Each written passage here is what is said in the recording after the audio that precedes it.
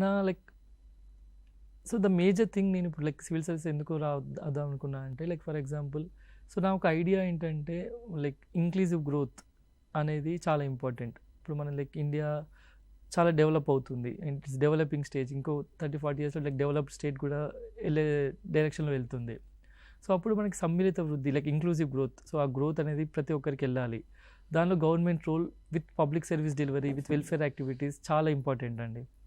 So మనకి ఈ services ఇప్పుడు ఫర్ ఎగ్జాంపుల్ ఎంటర్ అయ్యే IAS services is a main thing in that. So through that services so ఈ డైరెక్షన్లో పనిచేయాలి నేను to make public service delivery reaches to all the people, all the underprivileged. ఆ real life ప్రాబ్లమ్స్ని work చేయడము.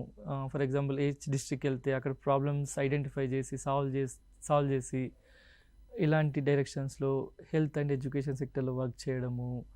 So ఇవన్నీ like నా aspirations అండి.